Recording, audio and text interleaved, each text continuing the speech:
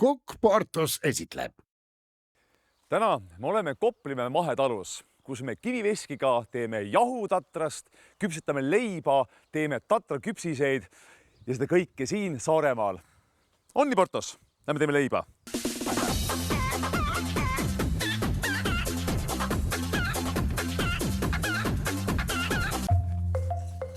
Ega te ei tea, kus veski on? Kiviveski. Sealpool. Vabandage, kus võiks olla siin kiviveski? Sealpool. Aitäh teile. See äkki. Tere peremees! Tere! Mina olen Tõnis. Olev. Väga meeldiv olev.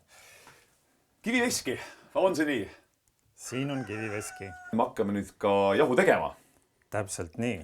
Siin on näete, siin on selline suur lehter, kuhu see rukkis sisse läheb. Nii ma peaks kuskil mingi nuppu vajutama. Ja nagu ma aru saan, siin 2 kivi hakkad omavahel nüüd hõõruma.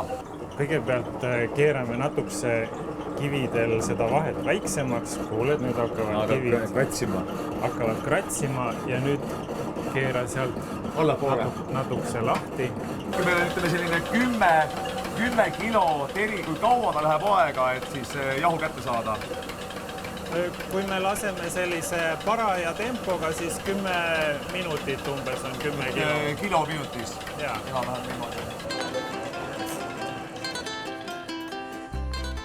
Nüüd on mul jahu on kaasas ja läheb leivateoks. Seda siis siin Koplimäe mahetalu kohvikus.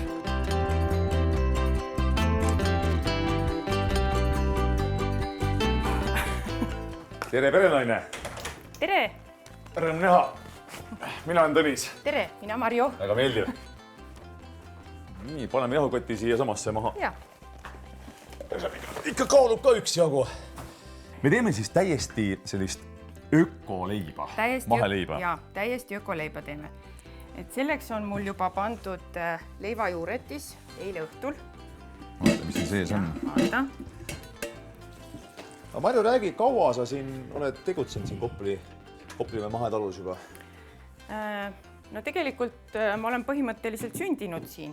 Sünnikodu? Jaa, vahepeal elu viis meid mandrile, aga siis 22 aastat tagasi otsustasime, et tuleme tagasi siia.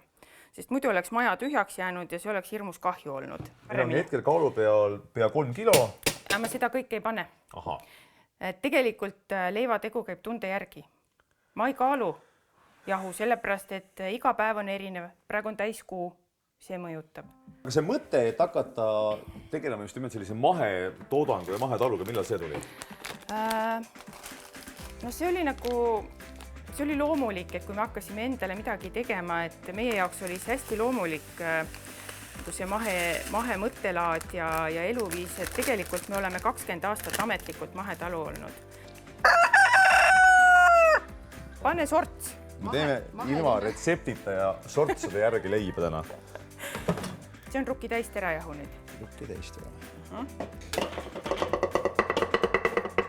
Leivadega on imeline. Törts jahu läheb kohe juurde ja törts on täpselt nii palju. Risti ette.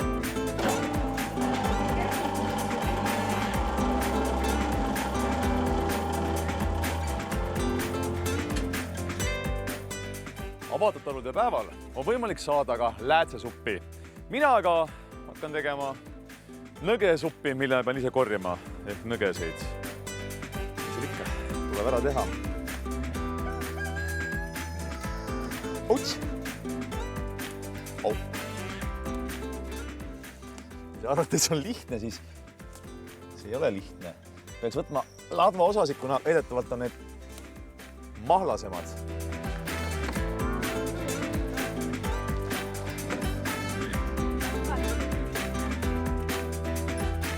Leivategu pidi olema siis valmis, kui on kuulda vurtso. Seda ta on. Nii, siin saare parimad leivategijad on juba kannatlikku toodanud, et millal saab hakata leiva tegema. Tere lapsed! Näed siis, viisakad kõik.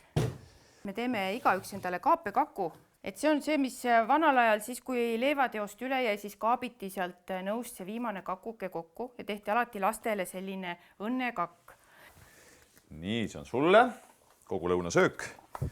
Võta või jäta.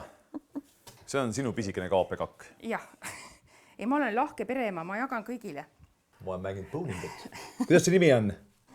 Anette saab minu käest kaapekakk oma. Püüa.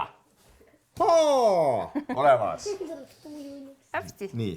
Meil on kätte jõudnud lõunaaeg ja hakkame koos Portosega sööma kooki, mida siin samas tehti. No võta. Ablas on Portos. No võta veel natuke see. On hea, on hea. Nii lapsed, leib on valmis. Nii, võtame siit kõigepealt, siis on Joonas. Sinu leib. Tuuli. Sinu kakuke. Silver. Silver ja Ott. Sinu ufo. Palun. Ja lapsed, nõge suppi. Sööge, see on väga tervislik.